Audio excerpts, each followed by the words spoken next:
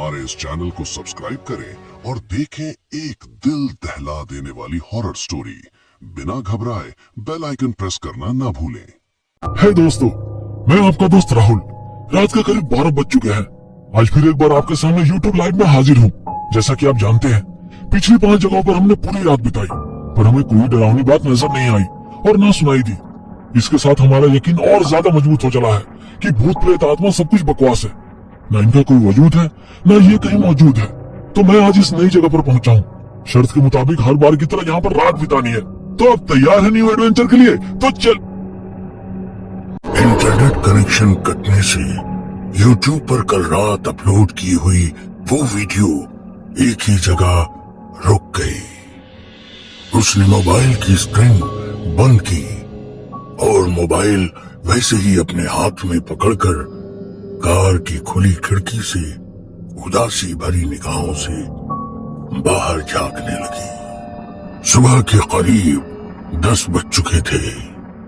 सूरज की हल्की सुनहरी धूप जंगल में चारों ओर फैली थी। उसी जंगल के बीचों बीच एक कच्ची सड़क पर सफेद रंग की कार धीरे धीरे आगे बढ़ती दिखाई दे रही थी। कार के अंदर बैठे कॉलेज के लड़के लड़कियां जंगल के उस सन्नाटे को बिना कुछ बोले नजरों से ही समझने की कोशिश कर रहे थे।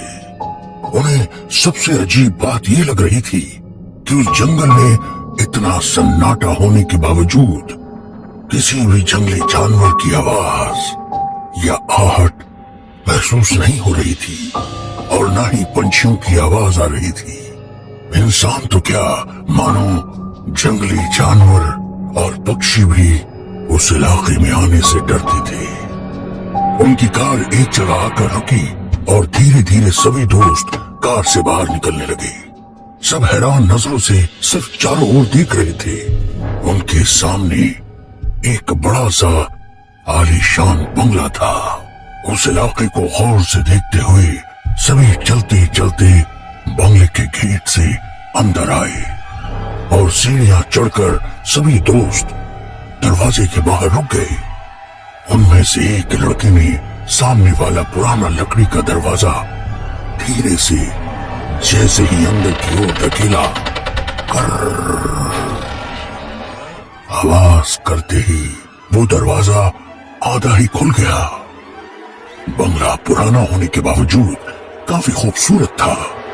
दीवारों का रंग काफी फीका पड़ चुका था। शायद कई सालों से वो इस तरह आग उगलती धूप, हड्डियां जमाने वाली ठंड और मूसलाधार बारिश को अरसे से झेलते हुए भी शान से अपनी जगह मजबूत। एक दोस्त ने आवाज लगाई और बंगले के भीतर चारों ओर नजरें घुमाते हुए चलने लगा। उसकी आवाज खाली बंगले की सुनसान पड़ी दीवारों से टकराकर अंदर ही अंदर घूमने लगी। तभी उसकी दूसरी दोस्त सुनैना भी आवाज लगाते हुए बंगले के भीतर बढ़ने लगी। बंगले के अंदर एक अजीब सा जानलेवा सन्नाटा फैला हुआ था। दिन का उजाला होने के बावजूद भी सभी को अजीब सा डर लग रहा था। 3 लड़के और 2 लड़कियां अपने दोस्त को उस बंगले के हर एक कमरे में, बाथरूम में, लकड़ी की अलमारी में, मतलब जहां छुपने की जगह है वहां ढूंढने की कोशिश करने लगे। पर राहुल कहीं भी नजर नहीं आ रहा था। न ही उसके होने की कोई निशानी उन्हें मिल रही थी। उसका मोबाइल तो कल रात से ही बंद था, साथ ही डिजिटल कैमरा भी। सब कुछ गायब था। ढूंढ ढूंढ कर सब परेशान हो गए।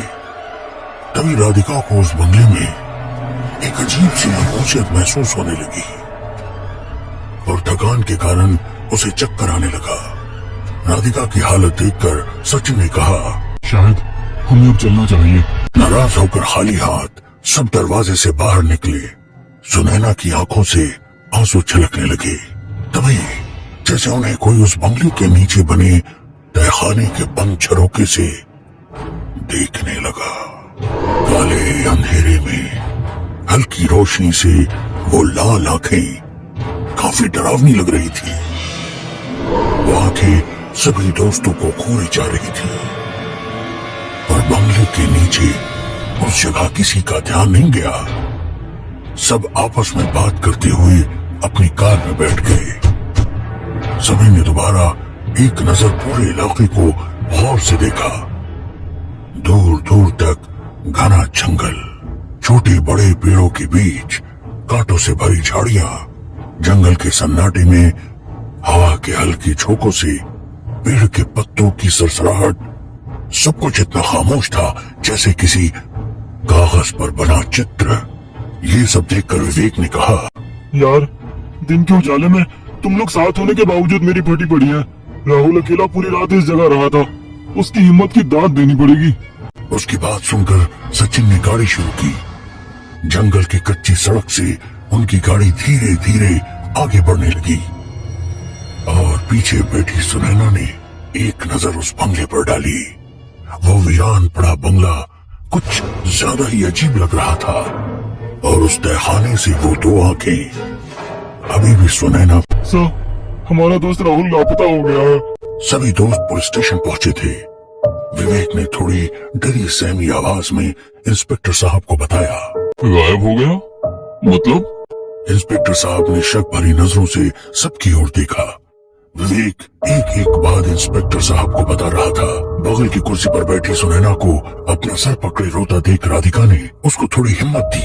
विवेक की सारी बातें सुनकर इंस्पेक्टर साहब अपनी कुर्सी पर थोड़ा पीछे सिरकते हुए छत पर धीरे धीरे घूमने वाले पंखे की तरफ देखते हुए मुस्कुराकर बोले, शर्त अकेले रात बिताने की शर्तें, वो भी ऐसे जगह जिसके बारे में हमें कोई भी जानकारी ना हो। इंस्पेक्टर साहब की बात सुनकर सब इस तरह से चुपचाप खड़े थे जैसे वे खुद को एक कसूरवार मान रहे हो। इंस्पेक्टर साहब ने दोबारा से सबकी तरफ देखा और हवलदार से कहा, हवलदार, इनकी एफआईआर रजिस्टर कर लो। आप लोग जा सकते हो। अगर कोई जानकारी मिलेगी तो जरूर बताएंगे। सर कुछ भी करके हमारे दोस्त को ढूंढ लीजिए। मैं आपके आगे हाथ जोड़ती हूँ। फिक्र मत कीजिए। वैसे राहुल के घर वालों को उसके लापता होने के बारे में जानकारी है? इंस्पेक्टर साहब की वो बात सुनकर सब गंभीरता से एक दूसरे की तरफ देखने लगे। नहीं, पर उसके घर वाले सुबह से हम सबको कॉल करके राहुल के बारे में पूछ रहे हैं। तो तुम लोगों ने क्या कहा? हमने कहा वो हमारे साथ नहीं है। अगर सच्चाई बता देते तो राहुल के घर वाले उसके लापता होने के लिए हमें ही जिम्मेदार ठहराते। वैसे भी उसके लापता होने के लिए तुम लोग ही जिम्मेदार हो ना? नहीं सर, हमने कुछ नहीं किया। उसने तो इंटरनेट पर इस बंगले के बारे में जानकारी ली थी। उसे भूतिया चैलेंज लेने की और ऐसी जगहों की पड़ताल करने की आदत थी। इससे पहले भी उसने कई बार ऐसी अजीबोगरीब जगह की पड़ताल की है। यूट्यूब पर आप उसका चैनल भी देख सकते हैं। बोलते हुए विवेक ने जेब से अपना मोबाइल निकाला। यूट्यूब पर वीडियो सर्च करते हुए इंस्पेक्टर साहब के सामने अपना मोबाइल रख दिया। ये देखिए सर। वीडियो में राहुल रात के अंधेरे में किसी सुनसान जगह चलता हुआ दिखाई दे रहा था। कोई पुराना खंडर या फिर बंगला नजर आ रहा था। अपने हाथ में डिजिटल कैमरा लेकर राहुल हर एक चीज रिकॉर्ड करते हुए आगे बढ़ रहा था। साथ ही वो उस जगह और वक्त के बारे में जानकारी भी दे रहा था। तो ये है तुम्हारा दोस्त राहुल। इंस्पेक्टर साहब की करारी आवाज सुनकर सभी ने हाँ में गर्दन हिलाई। सभी दोस्त नाराज होकर अपने अपने घर चले गए। किसी का भी अपने काम में मन नहीं लग रहा था। सुनैना सबसे ज्यादा दुखी थी क्योंकि राहुल और सुनैना एक दूसरे से बेहद प्यार करते थे। सुनैना के लाख मना करने पर भी राहुल ने विवेक के साथ लगाई वो शर्त एक्सेप्ट की, जिसका नतीजा उन सबको भुगतना था। राहुल के माँ बाप सुबह से फोन करके अपने बेटे के बारे में पूछ रहे थे, मगर उनके सवाल के जवाब किसी के पास नहीं था। रात हो गई। सुनैना गुमसुम सी डाइनिंग टेबल से सटी कुर्सी पर कहीं नजरें गड़ाई बैठी थी। सुनैना बेटा, क्या हुआ? पापा ने प्यार से सुनैना के सिर पर हाथ रखते हुए पूछा। तबीयत ठीक नहीं लग रही है पापा, मैं जाकर आराम कर लेती हूँ। बेटा, कुछ तो खा लो। भूखे पेट सोओगी तो नींद नहीं आएगी। भूख नहीं है पापा। सुनैना की उदासी भरा चेहरा देखकर माँ ने कहा, सुनैना, बेटा राहुल अभी छोटा बच्चा थोड़ी ही है, अपने दोस्तों के साथ कहीं गया होगा नए एडवेंचर की तलाश में। आ जाएगा वापस, तुम चिंता मत करो। माँ की बातें सुनकर सुनैना थोड़ी मुस्कुराई और अपने कमरे में चली गई। उसने अपने कमरे का दरवाजा बंद किया और फूट फूट कर रोती हुई अपने बेड पर लेट गई। रह रहकर उसे राहुल की याद आ रही थी। अपना मोबाइल लिया और राहुल को फोन करने लगी। पता था कल रात से ही उसका मोबाइल बंद है, पर दिल ये मानने को तैयार नहीं था। मोबाइल स्विच ऑफ था। मोबाइल बेड पर रखकर वो उसकी यादों में रोने लगी। सब कुछ कितना अच्छा चल रहा था। घंटों एक दूसरे के साथ समय बिताना, उसके बाइक पर बैठकर दूर पहाड़ों की सैर करना, फिल्म देखना, कड़ाके की ठंड में भी रात को उसकी फेवरेट आइसक्रीम खाने के लिए बाइक पर शहर में घूमना। एक पल में सब कुछ बदल गया।